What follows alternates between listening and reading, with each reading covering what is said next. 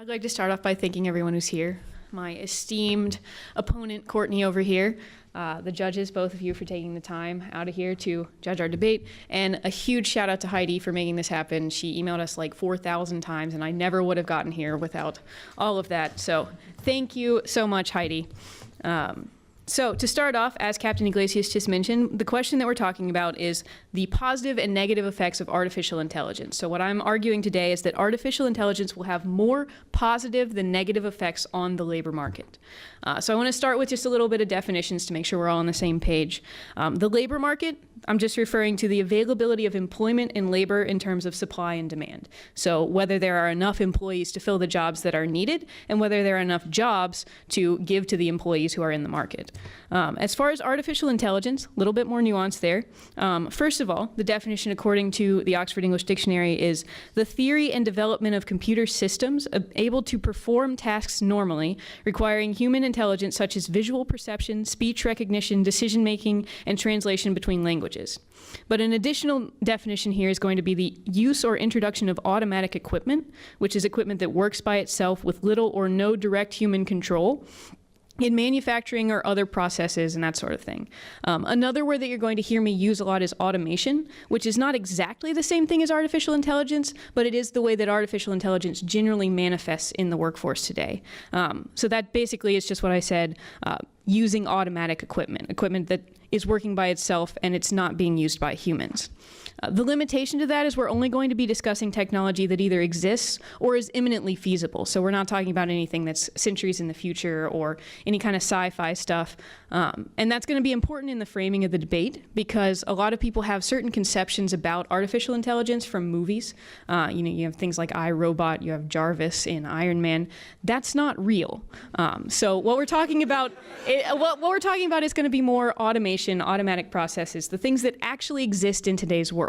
And that limitation, we'll discuss it a little bit more later, but that comes from people's ability to program. To program something, you not only have to understand the process, but also the intuition behind the process. So we'll get into that in a little bit. I'm going to start off with a historic example really quickly, just to kind of frame the debate.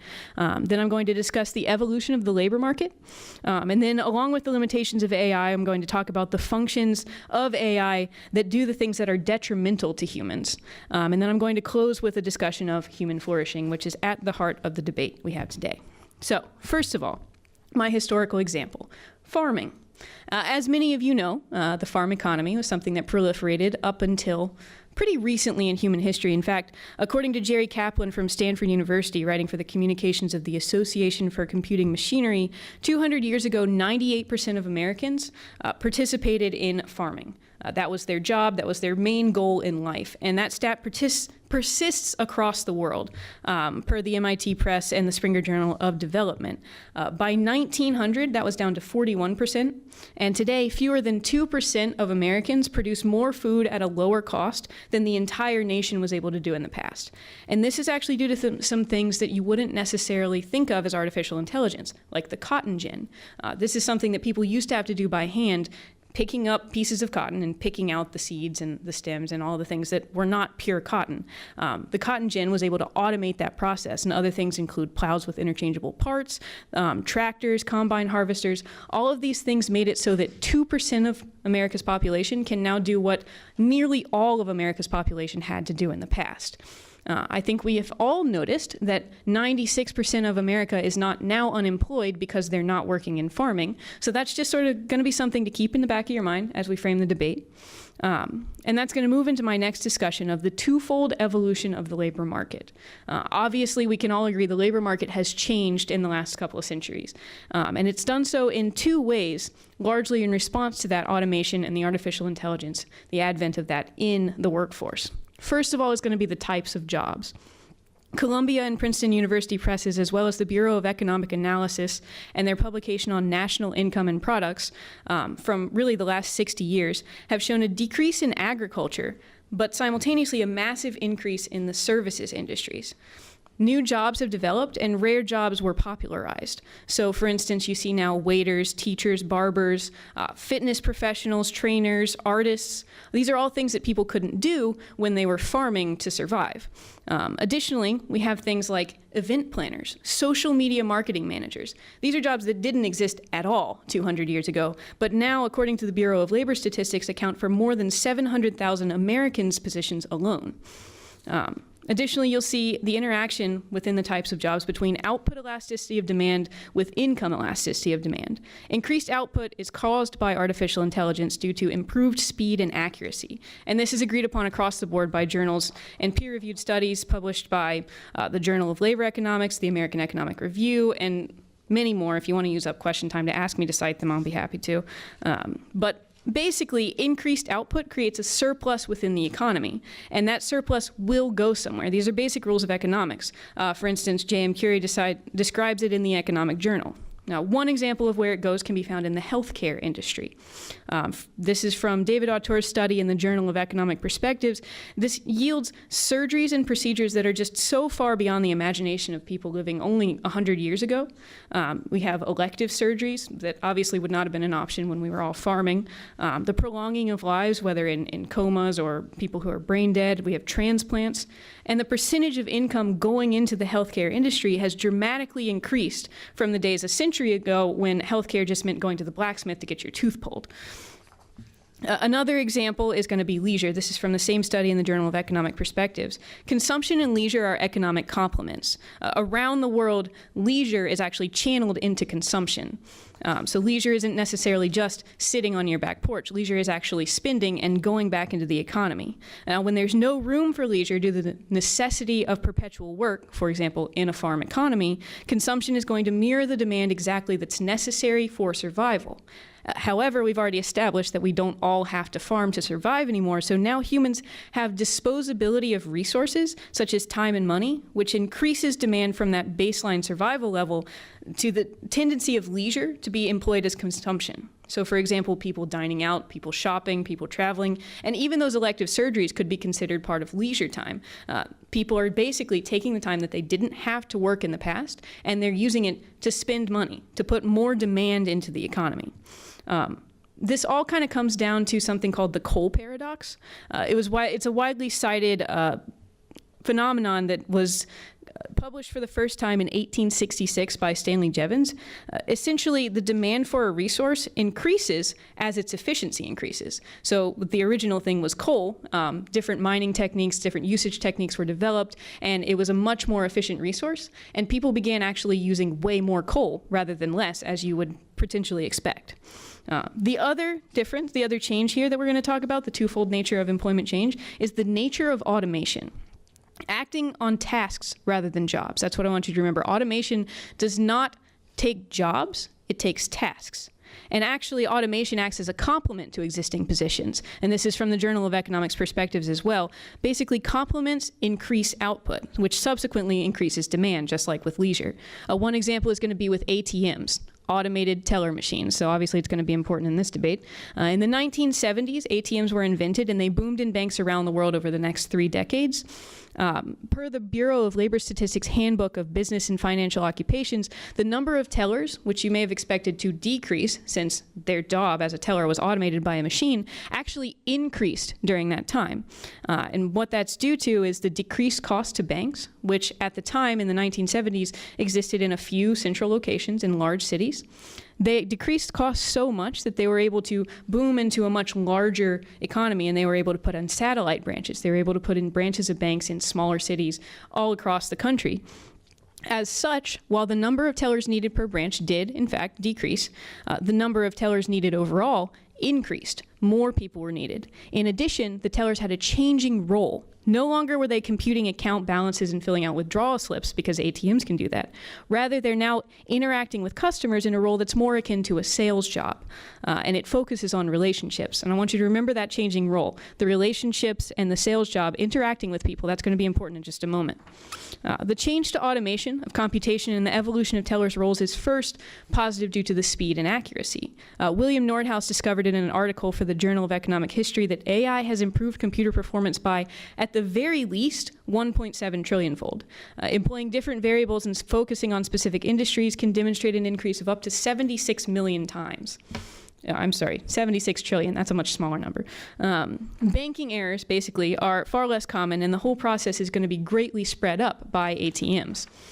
The change is also, as I just mentioned, a huge plus for the employees themselves, which moves into my discussion of what AI does that actually benefits the employees. It functions to do the things that are actually detrimental to humans. AI is able to do generally rote, mindless tasks. I want to give you a little bit of background before I talk about the benefit to people who are being replaced by AI, the limitations of artificial intelligence. The main function of artificial intelligence is based on its ability to categorize. Back to that definition that I gave at the beginning of learning tasks from unstructured data, example of images, sounds, words, tactile data, you might think of Alexa or Siri. They respond to sounds. They categorize the sounds and then give you a result. However, those are very specific sounds that they categorize. They're very specific voice commands, and they actually are pretty bad at categorizing things. AI is notoriously troubling in its ability to categorize things. An example would be the example of the chair. This is popularly cited by literature on artificial intelligence. People can understand what something is, and they can look at it and they can tell you what it is, but they can't tell you why. No one understands exactly what intuition is, and artificial intelligence needs to be programmed, which requires an understanding of how you know what you know. The example of the chair, what exactly is a chair? If you describe a chair to someone, do you say 4 legs and 2 arms? Because if you said that, an artificial intelligence would not be able to find any of these chairs because none of them have arms. What if you had a rolling office chair that really only has 1 leg and then a bunch of wheels on the bottom? Artificial intelligences they struggle a lot to try and figure out what it is that they're looking at. So as a result, they're only able to do those things that are more mindless, less intuitive. For example, making lists, putting things into order, filling out those forms, and computing people's account balances like ATMs. And those are jobs that people shouldn't be doing with their time. Various journals, the Journal of Occupational Psychology, the Taylor and Francis Journal of Ergonomics, the Journal of Work and Stress, different universities' journals on psychology, all of these agree that boring, repetitive work with little autonomy have really disastrous and progressively worsening effects on individuals, both physical and psychological. For example, a study done by Privatmed in the Swiss watch industry, repetitive tasks with low variety had effects such as eye pain, headaches, neck, shoulder, and arm pain, increased painkiller use and sedative intake, strongly experienced qualitative underload, and a resignative tendency to accept small supplies for need fulfillment. Additionally, this study showed that there was a clear correlation between length of service in the job and test scores measuring information processing capacity, and it was a negative correlation. People actually were less able to process information after having done a repetitive, low autonomy job for a very long time. All of these things are negatives for the workforce. People who are in the workforce and they're having to do these jobs, these are negatives for them. And Courtney's probably going to talk to you a little bit about job polarization, but I want you to keep in mind that a lot of those jobs in the middle, those entry-level jobs, those bank teller jobs, they're not good for people to have. So in conclusion, I want to talk to you about human flourishing. Because that's really what we're here to discuss today. Can humans flourish in an economy that's governed by artificial intelligence? Again, according to the Oxford English Dictionary, to flourish is to grow or to develop in a healthy or vigorous way, especially as the result of a particularly congenial environment, or to be working at the height of one's career or life during a specific period. Growth, development, health, and vigorousness, we've seen those in the existence of leisure that we didn't used to have. In leisure that boosts the economy and increased demand, which benefits everyone included within the economy. And also the healthcare example, without the freeing up of the population by automation, as well as automation of healthcare products and healthcare services, we wouldn't have those advances that allow us to prolong lives, that allow us to save lives, that allow us to treat cancer. Basically, this creates that congenial environment that I just discussed. Improvements to society, such as leisure and healthcare, are available, and myriad services and products and pursuits are now available that we did not have even 50 years ago. And additionally, AI causes improvements for workers on an individual level.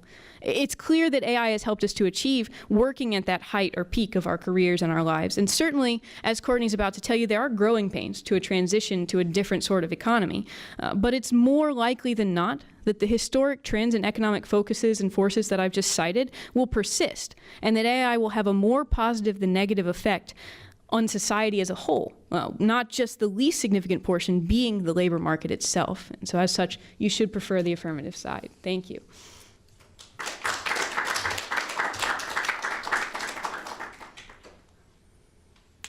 Preston, thanks for that presentation. It is informative and engaging. My first question for you, you mentioned David Autor, the economist, and he's highlighted quite a bit that type of job polarization that's occurred. You've referred to it briefly in your talk. So while technology or AI has proved complementary towards some jobs, it has proved substitutionary for other types, mostly middle-class jobs that have been either pushed towards the bottom end of the income distribution or the top. How should we think about rising inequality in the midst of a more and more automated world? It's a good question. So first of all, with the job polarization, I think polarization is a word that has a really negative connotation. It doesn't necessarily mean the rich people and the poor people with no one in the middle. With the sense of job polarization, jobs that can't be overtaken by artificial intelligence, at the high end, you have things like CEOs, managers, things that require a lot of intuition, a lot of relational aspects. And then at the other end, not necessarily the low end, but the opposite end, you have jobs like outdoor sites, bodyguards, barbers. You wouldn't go and get your hair cut by a computer. You wouldn't go discuss your love life woes with a computerized bartender. He really cites that. I'm not kidding. These are things that you can't automate. They're things that you can't do. And the things in the middle, like bank tellers and all of those things, yes, it's a growing pain. However, another study in the Journal of Economic Review has shown that when you have a job that's eliminated by artificial intelligence, those people flood into the labor market, and then if there's already enough people within the labor market, they have nowhere to go. However, that's never actually happened before, that there was actually so many people flooding within a certain sector of the labor market that they were not all able to get jobs. I mean, obviously we've had issues with unemployment, but in terms of scale, the closest that it ever came was with the housing boom back in the late 1900s out in Silicon Valley. The real estate boom, it nearly equalized. There were nearly enough people put out of work by that boom and the subsequent bust that they were not able to get jobs. However, that's the most extreme example really on record in terms of how long we've gone back in keeping employment records, and it still wasn't able to equalize. So while there are growing pains, certainly, when jobs are eliminated, it doesn't actually take out the middle of the economy, it just forces them to move. All right, thanks. On that same topic, so the equalization of jobs and the transitions, one thing that time use surveys have revealed is as we increase our leisure little bits at a time, we are more consumptive with that increased time. But when people lose their jobs, they replace that time with television and sleep, at least according to an article by The Atlantic. Should we be concerned about this transitional effects of jobs being replaced by AI, or the time it takes for people to transition to new sectors? In terms of transition, there's always cause for concern because not everyone handles transition well. And as you said, people can handle transition with sleep and television. However, what's more important in the overarching scheme of things is the availability of doing other things. When your job is eliminated because you did a rote, an assembly line job, you're able to do something else, and it makes it available to the wider economy. People are able to do things that they weren't able to do. Like I talked about social media marketing managers. I did that 3 years ago. That didn't exist 50 years ago. People are able to do things like art. They're able to do things like relationships, like in the sales job. As I said, the teller job that sort of evolved into a sales position. People who were filling out forms in the past and they were computing balances were now interacting with people, which has a positive psychological impact. So although there are growing pains and people have really self-destructive tendencies, making those things available to them and not making them putting them in a position by economic forces that makes them do jobs that are harmful to them psychologically and physically is overall a better result. Great. I have one more question. I'm scared to ask it because it might, but we'll do our best. So deep learning. So the instance of the chair, Google can recognize my children now. What if there are tasks that are systematically replaced? So it's not like a sector is replaced, but all jobs requiring upper body strength are replaced by a certain kind of automation. should we be concerned for people who only possess those types of skills? So again, we're framing this with things that exist. I would push back a little bit on the all jobs that require upper body strength. However, yes, as you mentioned, automation acts on tasks, and it is a potential that tasks could eliminate. All tasks in one position could be eliminated. However, they won't be eliminated at once. So that time of transition is what's necessary. As people discover the skills that they didn't have to employ in the past and they move into those roles, like the bank tellers moving into a sales role, they transition. And so then their only skill isn't upper body strength at the point where all upper body strength jobs are eliminated. Thanks so much.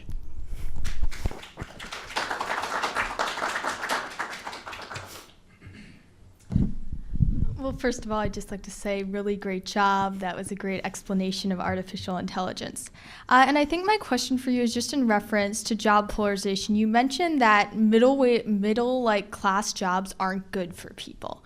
And I'd just kind of like to push back on that and ask you a question like specifically related to where people who lose those middle wage jobs, where they go. Because in many cases, employers aren't investing in education. According to a 2017 Brookings report, only 3% of CEOs have any plans to significantly increase their investment in education, even as they plan to adopt more technology. So how do you respond to the fact that many people who lose these middle wage jobs, they either have to take a lower wage job for which they're overqualified or spend money to become more educated and try to fit into one of those higher wage jobs? Great question. I'd start off with a clarification that middle wage jobs aren't inherently negative to people who have them. It's those rote, those mindless, those repetitive jobs with no autonomy. Those are the things that are harmful. A job is not inherently harmful just because it's middle wage, so don't misunderstand that point. To the point where people their jobs are being eliminated because they are mindless, because they are repetitive, then yes, I think that's a huge positive. And the education reform is something that's going to have to come. However, those jobs being eliminated and the overall ability of the economy, the people participating within the economy, to have an improved psychological outlook, to have improved physical function, is more important than the potential that people might lose their jobs. However, other middle wage jobs that don't necessarily have those repetitive tendencies, that have more autonomy, even entry-level jobs, anything with autonomy, that's not necessarily an issue. The things that require the intuition that AI just can't replicate, those things are positive within the workforce, and those things are a way to work their ways up. Entry-level jobs have kind of gone by the wayside, as those of us who are graduating know. You have to have 5 years of experience to get an entry-level job, but entry-level jobs, middle wage jobs, those aren't inherently an issue, no.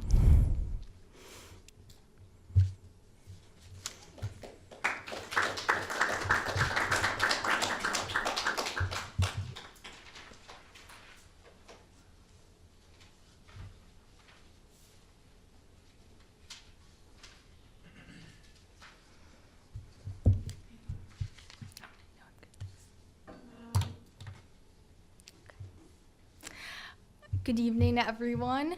First of all, I'd just like to thank all of you for coming here, for sacrificing your time to come and watch this debate tonight. I'd like to extend a special thanks to the Wheaton Center for Faith, Politics, and Economics, all the donors who made this debate possible, for the tireless work of Heidi, working with all of us to coordinate all of our crazy schedules and answer all our questions about this debate. And of course, our judges, Dr. Hill and Dr. Taylor, thanks for coming out tonight. I'm sure you had more exciting things to do, but thank you for coming out anyway and listening to us.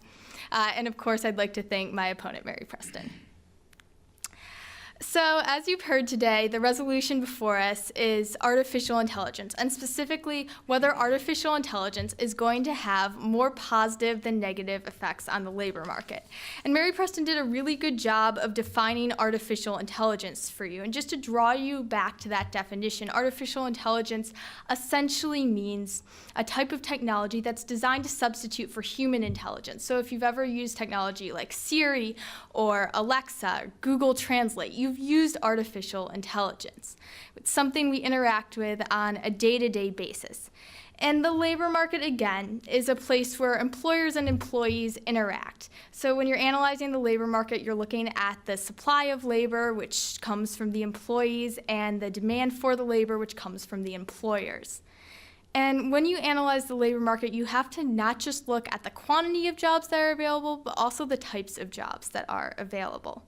And a final important definition to have in mind before we go forward is what positive and negative effects on the labor market look like.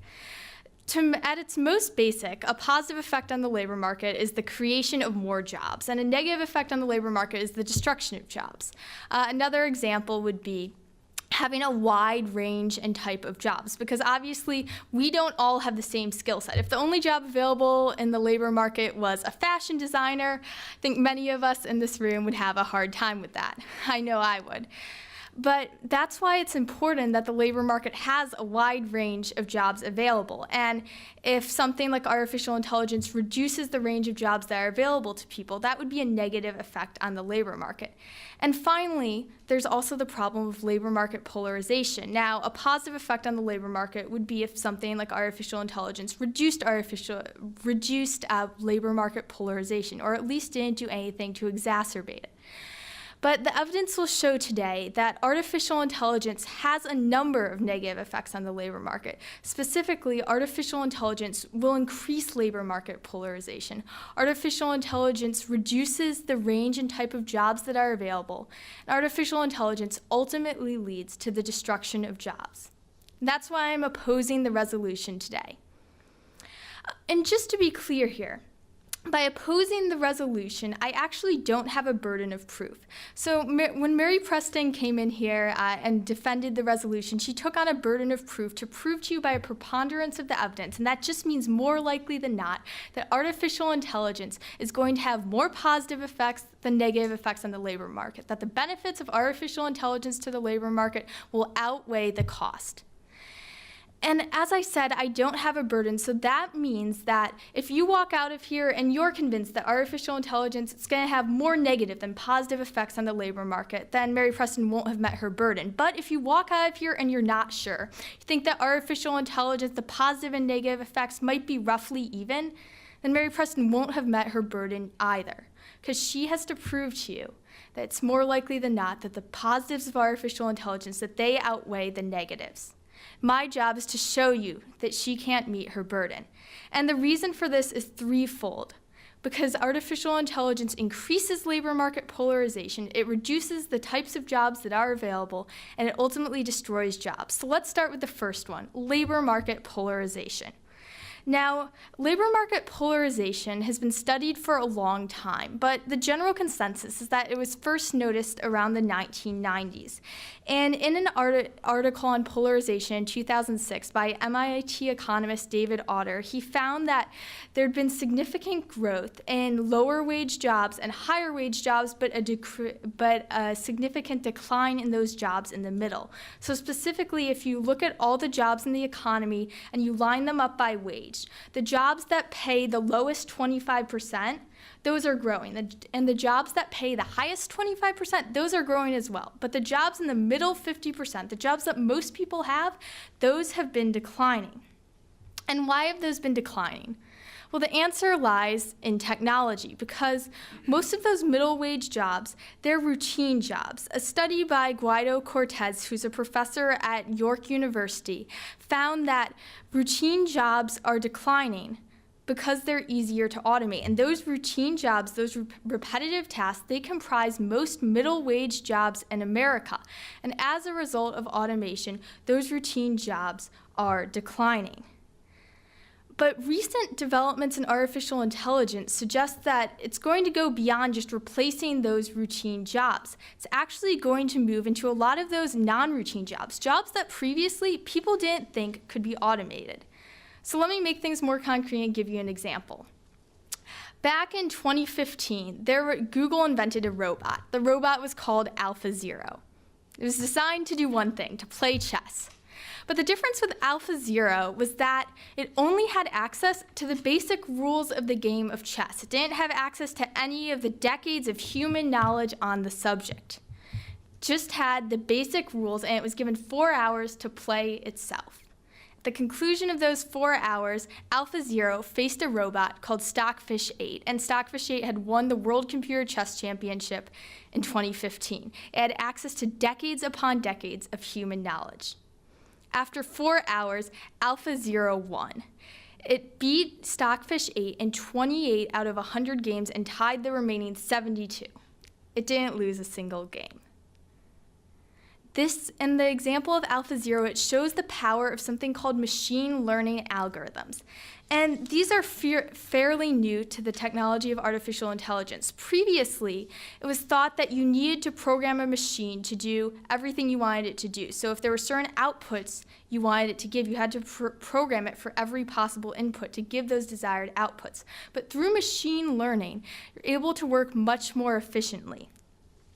You're able to, instead of teaching artificial intelligence to do everything you want it to do, you're able to teach it how to learn. This drastically improves its efficiency, and it also puts more jobs at risk, because that means that artificial intelligence is no longer limited to those routine occupations. Instead, it's able to take over non-routine jobs, and this is supported by the research of Harvard economist David Deming, who found that jobs that require social skills have been showing consistent levels of growth, and these are non-routine jobs that had previously shown growth. But he found that from 1982 to 2012, non-routine jobs requiring social skills, they grew by 12%.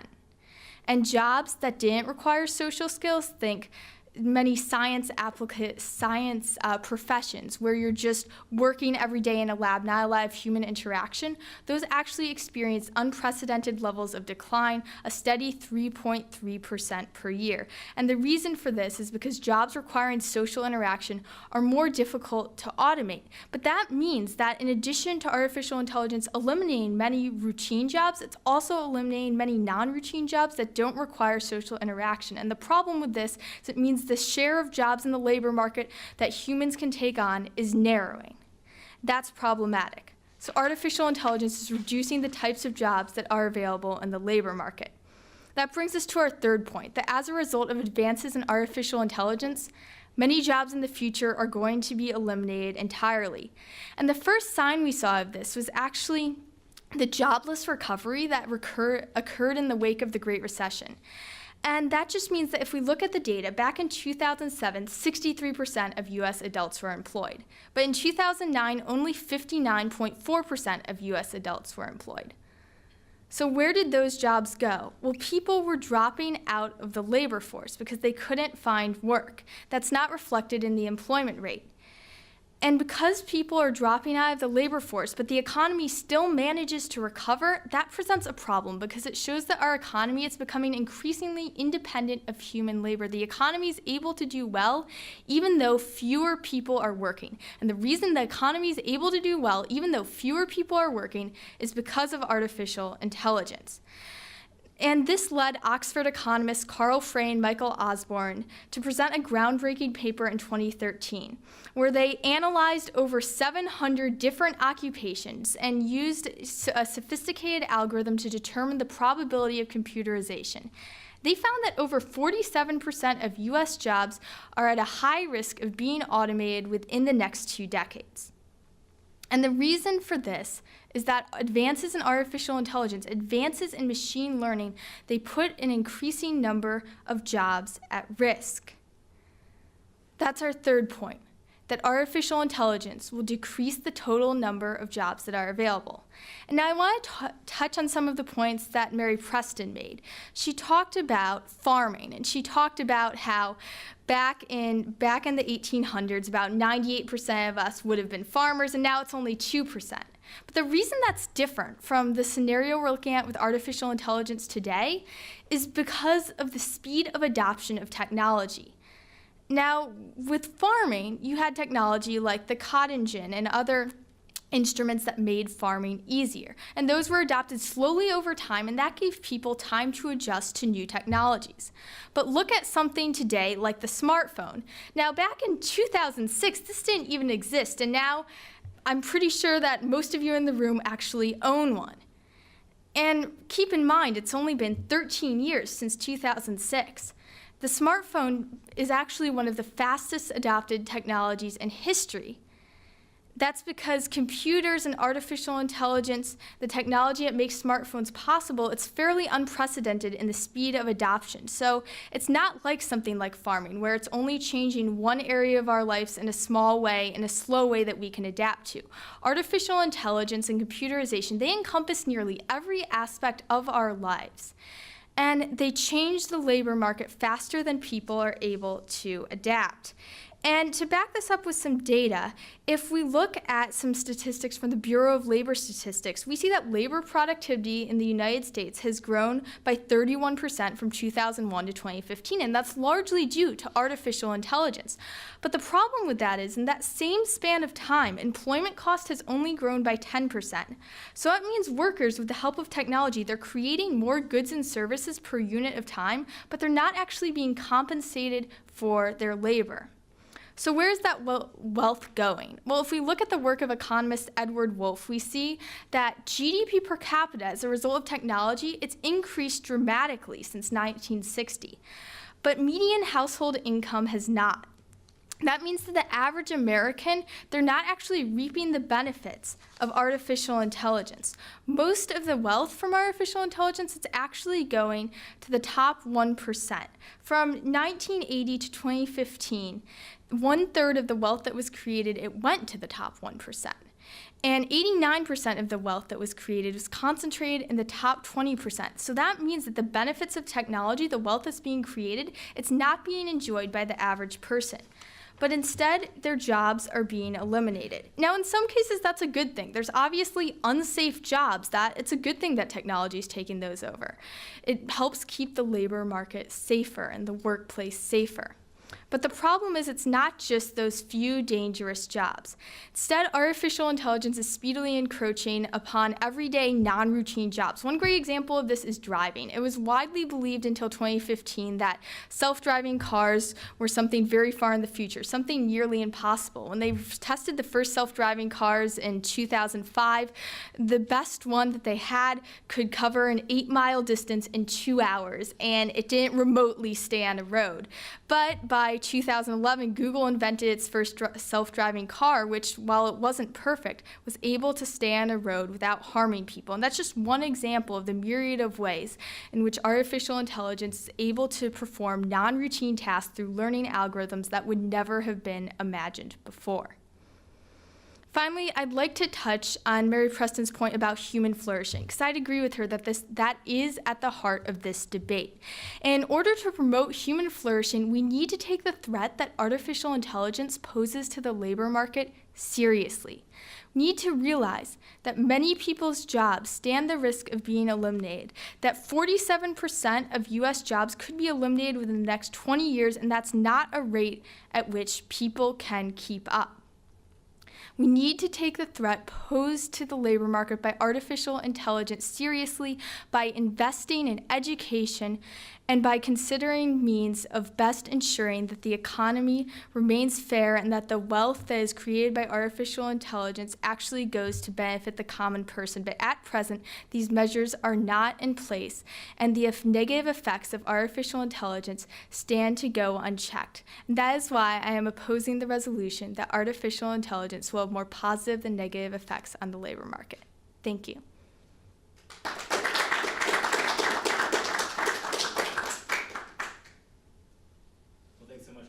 Thank you.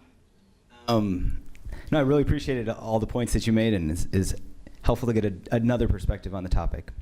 When you discuss the number of jobs created or destroyed, work and purpose often overlap, but they're kind of disparate concepts.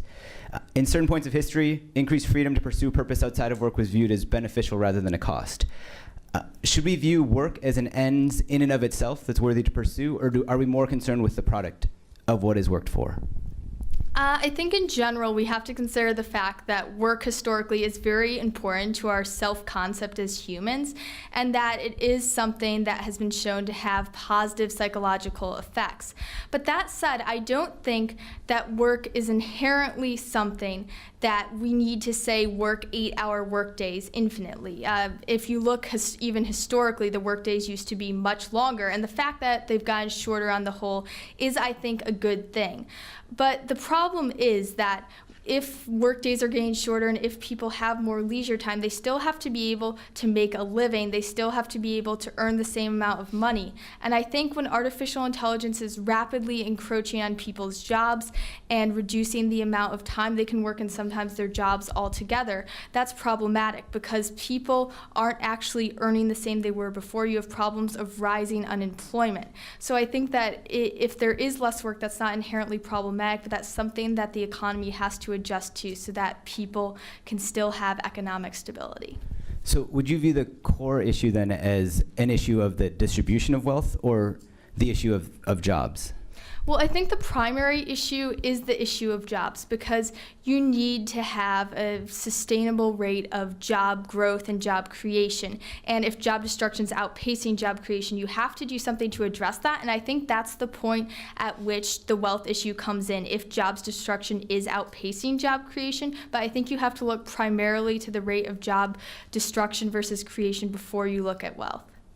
Okay, great. And for unemployment rates recently have been at historic lows, around 4%. How should we think of that in light of the conversation on jobs being eliminated?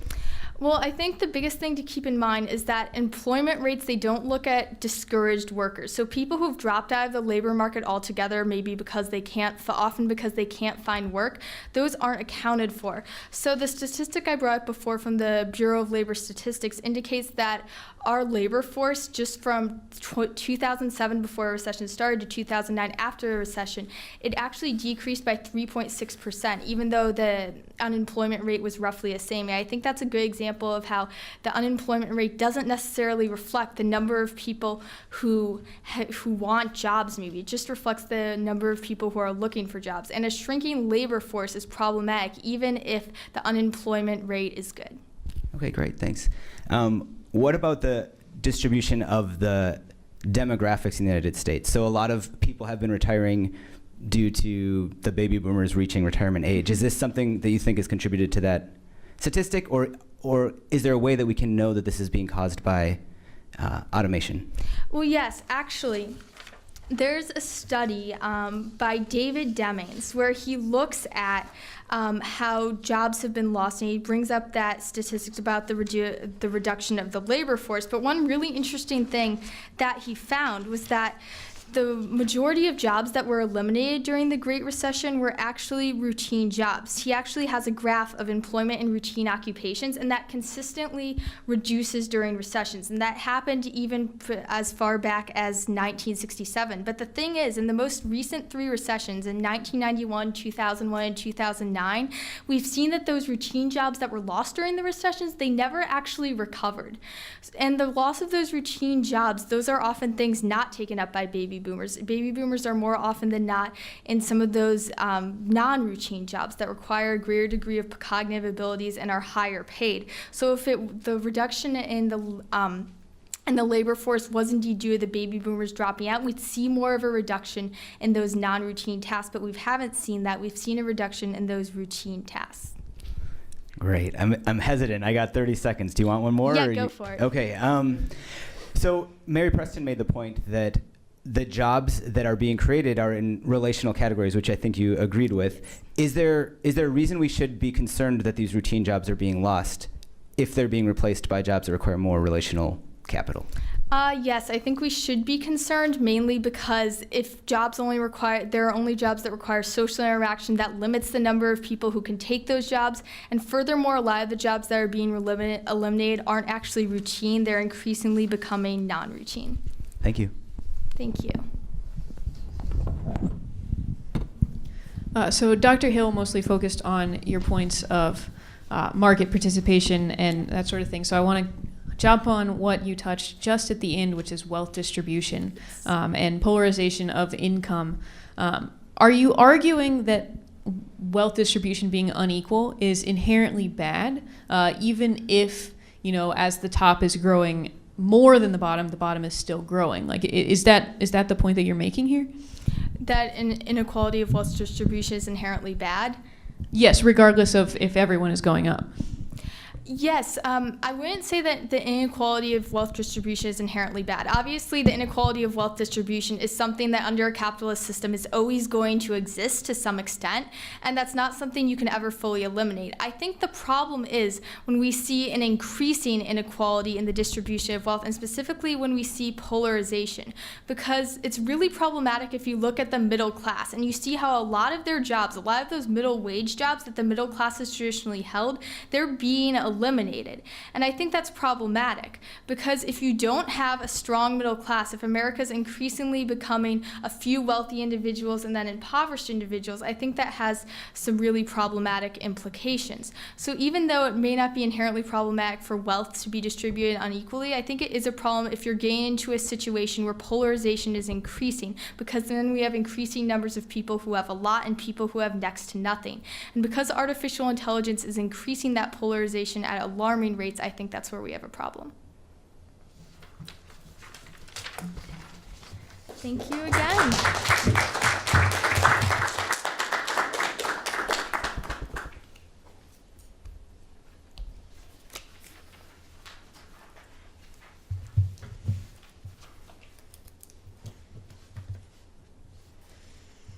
Thanks, Courtney.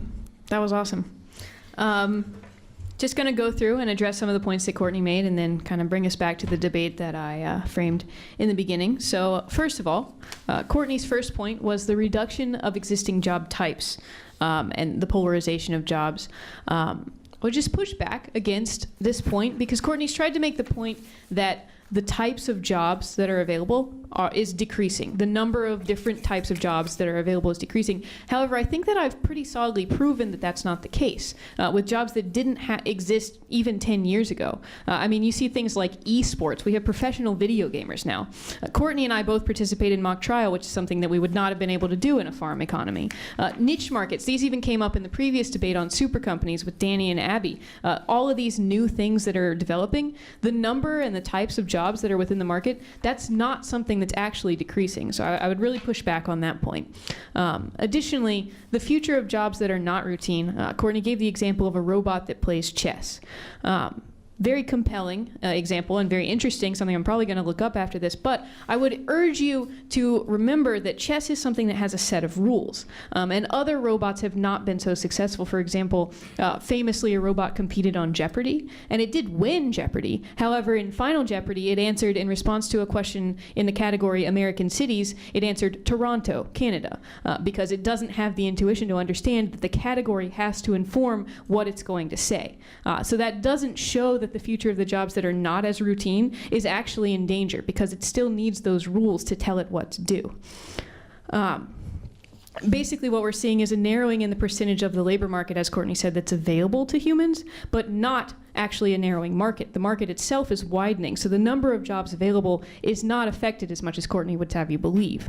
Her second point talks about the percentage within the labor force and the fact that at a particular time it did in fact go down. And she cited a study in which it did go down during a few years. However, the labor market follows the same boom and bust cycles that everything else in the economy does. Sometimes the market participation goes down, sometimes the market participation goes up. This doesn't show that the labor market economy is actually decreasing at a steady rate, just that it was decreasing during a certain time. And I cited earlier, and I don't have it in front of me, but something like the highest unemployment rate that we've seen was in the 80s was something like 9.7%, and then it's gone back down. It does go up and down, to be sure, but that's not evidence that it's going down as a result of artificial intelligence. And I would go back to Dr. Hill's point about work and purpose. That's not a concession that because we can no longer work, we need to find another purpose, but it is an important thing to consider. Purpose outside of work. Work is not the end-all be-all. Furthermore, Courtney's last point was talking about where the wealth is going, and I asked her this in my question just a moment ago. Wealth distribution. First of all, where the wealth is going, it's going into price. People aren't necessarily making more money, but products are a lot cheaper than they used to be. I don't know if you all have this experience, but my mom is of the persuasion that school supplies have always and will always be very, very expensive. And as a result, when she sees them at a low price, she buys a lot of them. And so we have a stash in my house of like a foot of notebooks and just all of these pens and pencils because in the past, those supplies have been very expensive. However, they're now much cheaper to make and they're thus much cheaper to buy.